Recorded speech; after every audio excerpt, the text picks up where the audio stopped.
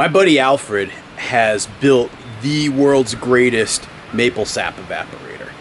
And so today I'm going to go over there and boil some of the sap that I've collected here at the farm. We don't have a lot of maple trees on our farm. It's one of those weird quirks that we have here. You know, most Vermont farms, and especially Vermont farms in this area, are absolutely littered with maple trees. We really only have a couple right by the front of the house that are actually good, mature, producing maples. And so this year we tapped one maple tree just as an experiment. I guess I probably have between the 3 buckets, maybe a little bit more than 10 gallons. I mean, there's definitely about probably 4.5 there. There's maybe 2.5 there. And the one with all the frozen blocks of sap, I don't know, is maybe another 2.5, maybe 3. So this should give us enough to make maybe about a quart of syrup. It's always amazing when you think about how much sap it takes to boil down and make the syrup. What I'm excited about though is I've done this myself on kind of a homemade propane rig, and it took pretty much all day. I went through almost 2 tanks of propane to make this happen. My buddy Alfred swears that his system is crazy fast. So let's head on over there and start cooking.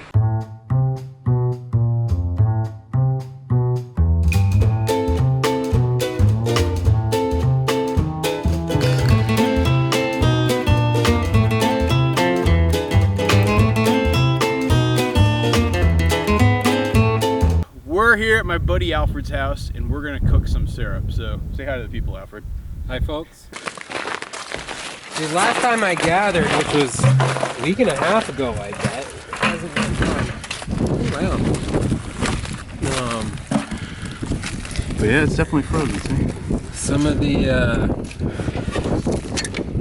buckets. There was either a bunch of sap or no sap in the buckets last time I checked them. Whoa! You okay, Amos?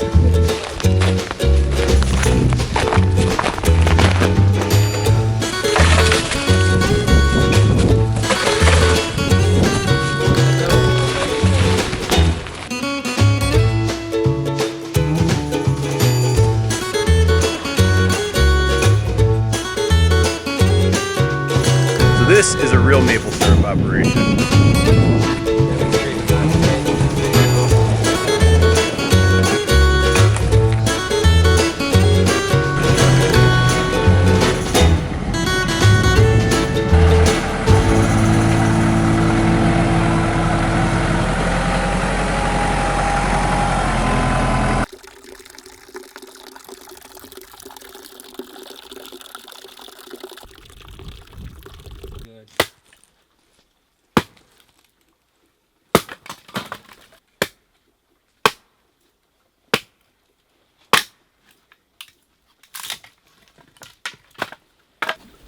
The theory is that it's an efficient, uses wood efficiently. But I've produced about 22 gallons maybe of syrup with 1.5 quarts perhaps, which is kind of a low production figure. I should weigh the wood and figure out how many pounds of wood I'm putting in per hour. That would help. Then I'd know how many BTUs per hour it's burning. I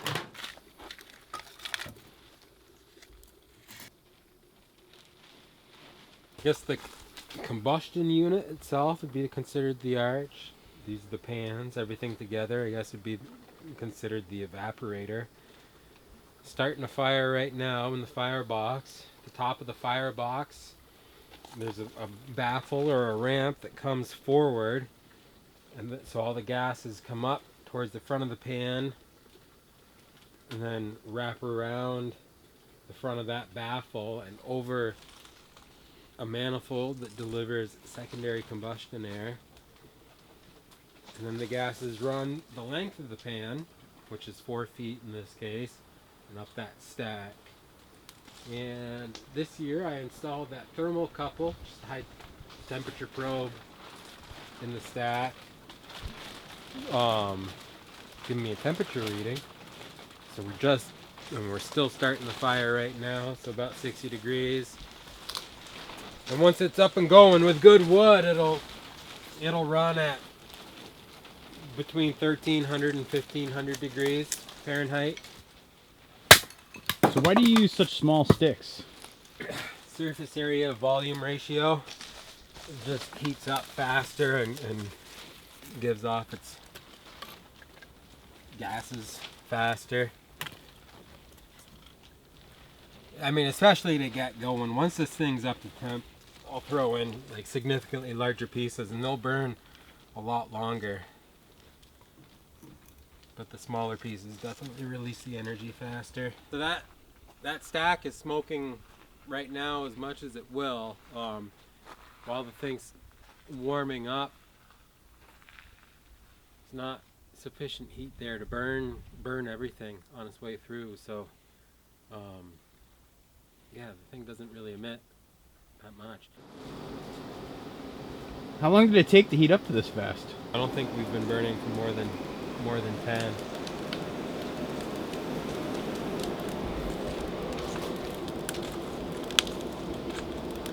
How much does this thing weigh? About 3,000 pounds.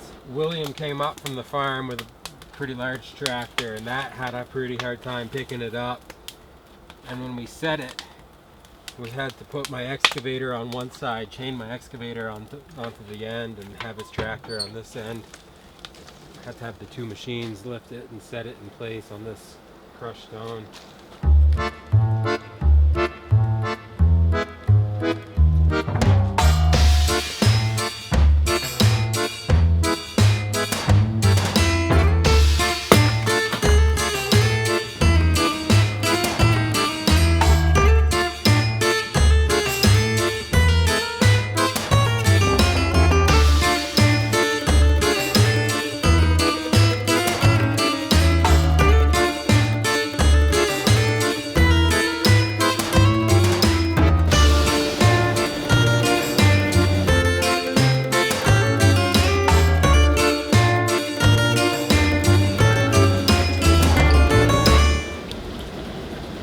How much syrup do you think you're going to produce this year? 25 gallons, I bet. I think I made 22, 23 so far. I made 16 last year, gave away a bunch. I still have 4 gallons in the basement. So I certainly don't need this much syrup. But I guess that's the nature of the hobby. But you can never have too much syrup. But you can't. I mean, can you have too much syrup? I mean, it's just the best substance. I like eating it so much. We've always had plenty of syrup because the neighbors tap all our trees back there. So every year we just bring down armloads of jars and they'd fill them up. So I've always had syrup. But last year, when I had my own syrup, I found myself pouring some of my waffles. I mean, like, wait, I'm a maple man now. So I go back and I pour a little bit on. It'd be a lot more generous with the application of my syrup these days. Well, this is a finisher slash, bottler. So bottle the syrup between 180 and 195 degrees. So basically, I draw off and keep, half gallon at a time, 3/4 of a gallon at a time, and keep filling this thing up until I get to a point where I want to bottle it, and then I can, with the propane, there's a burner, so I can heat it up, like I said, above 180, below 195, and then bottle it that way.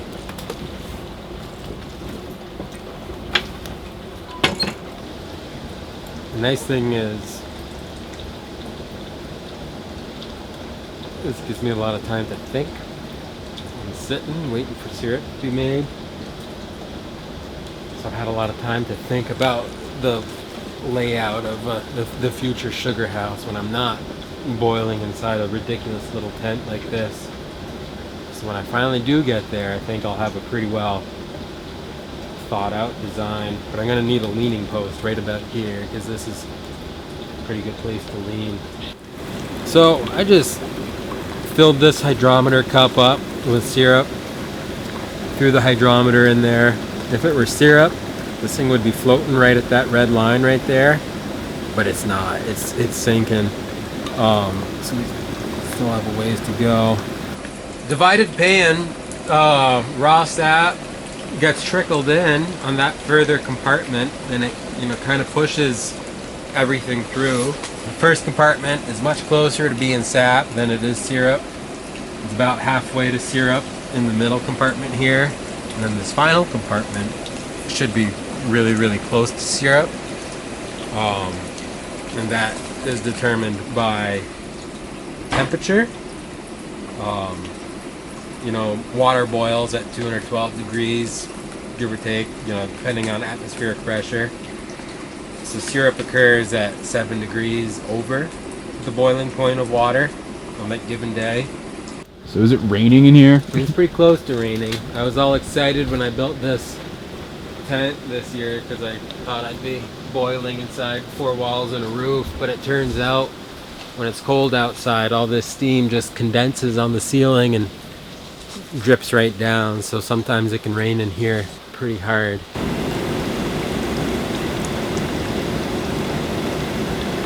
Yeah, it's pretty good. It's a little light, but I bet the next one comes off right at syrup or maybe a little heavy.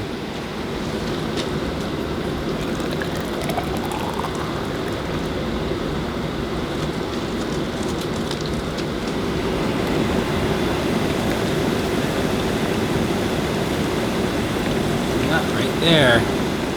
Right on the line. So each one of these cups is roughly 1/10 of a gallon, I think.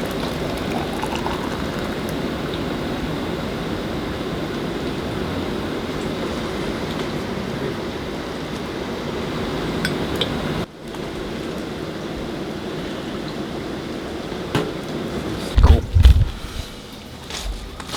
Hey, cheers. Cheers.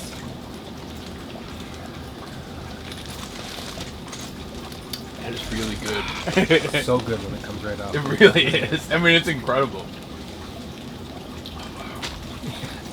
I end up with these ridiculous hangovers. If I boil real late, I end up taking like 2 or 3 or 4 of these shots. Drink straight syrup all night. Dehydrates me. And then I wake up in the morning feeling hungover. Kind of a silly way to get hungover.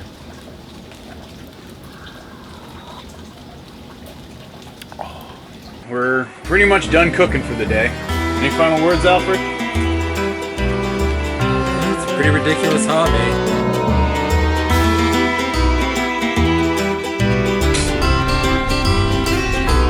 So I hope you guys learned a lot in this video. I know I learned a crazy amount of information in shooting this video today. It's always great when you have a friend like Alfred who can teach us so much and you can just absorb it all. I doubt I absorbed it all. I probably only absorbed like 1/10 of it. But regardless, it's great to be able to have a friend that you can kind of spend a couple hours with and cook sap like that. If you're interested in getting in touch with Alfred and maybe getting his plans or asking him some questions, feel free to leave comments down below, or I will also leave a link in the description to Alfred's website for his company, Old Goat Masonry, and he might be able to help you out. So I hope you guys enjoyed this video, and I will be back very soon with some more stuff.